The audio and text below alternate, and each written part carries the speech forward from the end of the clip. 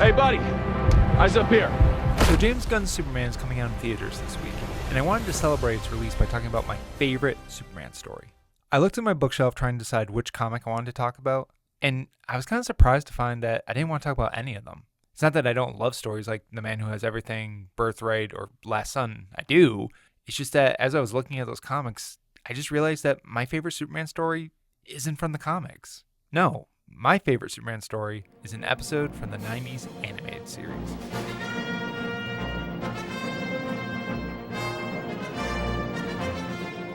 The year was 1999 or 2000, and I was at my grandparents' house, bored out of my mind, channel surfing through the TV guide, trying to find something to watch. After minutes of searching that felt like hours, I saw that Superman the Animated Series was about to come on. I had never watched it before, and despite having a poster of him in my bedroom, I wasn't the biggest Superman fan. I mean, I knew the basics: Doom Planet, Desperate Scientists, Last Hope, Kindly Couple, Truth, Justice, and the American Way. But I was just more interested in characters like Batman and Spider-Man, probably because they felt more real to me. I mean, Batman and Spider-Man were known for their struggles and flaws, but Superman?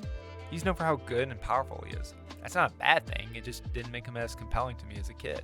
I almost decided to put down the remote and go play outside, but instead I decided to at least check out the first couple minutes. I was expecting to see Superman fight Lex Luthor or rescue Lois from a death trap, you know, the typical things that he always does. So imagine my surprise when the episode opened with a frickin' alien invasion led by this guy. I knew about Lex Luthor and Brainiac, but I didn't recognize this guy. He was fast, strong, and quickly defeated the helpless aliens.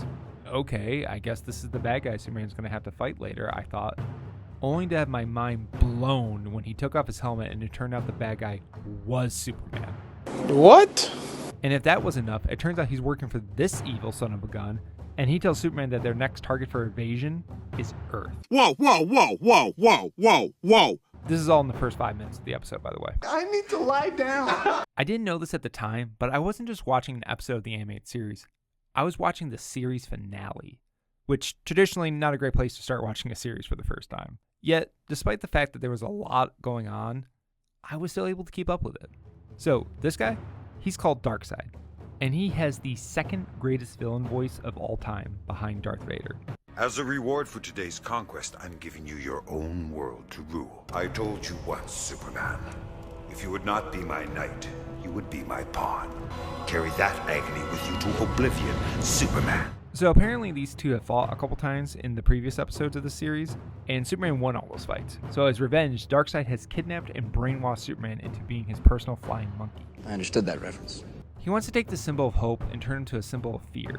The people of Earth, his friends and his allies, are left in shock as they watch the greatest hero that they know betray them by attacking the Earth.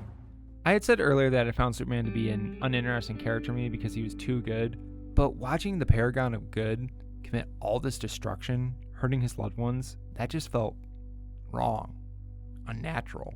And that's exactly why Darkseid did this to him. It's the ultimate humiliation to take what he is and turn him into something that he's not. Eventually, they're able to stop Superman, freeing him from the mind control. That's good. But the military arrests him and puts him on trial for attacking the planet. That's bad. He tries to explain that he wasn't in control of his own actions, but it doesn't matter. The trust has been broken, and now seen as a potential threat, the military decides that he's too dangerous to live. Alone and powerless, he faces his execution. Except he doesn't, because Lois frickin' Lane comes to the rescue. I love this flipping of the trope, as traditionally it's Lois that needs the rescuing, and it also shows that despite all the terrible things that Superman has done recently, there are still people willing to believe in him. Now free and having recovered his powers, there's only one thing on Superman's mind: payback. As a kid, I always saw Superman as like the world's greatest grandpa. He was patient, kind, understanding, even in situations where you knew he probably shouldn't be. He's a man who's in control of his emotions, not a man who's controlled by his emotions.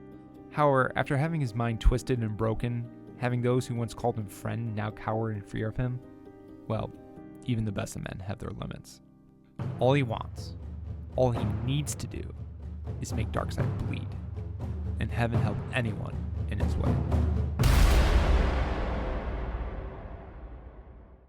Leading a one-man assault against Darkseid's forces, Superman effortlessly takes out his army, his trusted generals, and his elite guards, all without breaking a sweat. Eventually, the Man of Steel stands in front of the dictator who broke him in a way he never thought possible. hell-bent on getting his retribution.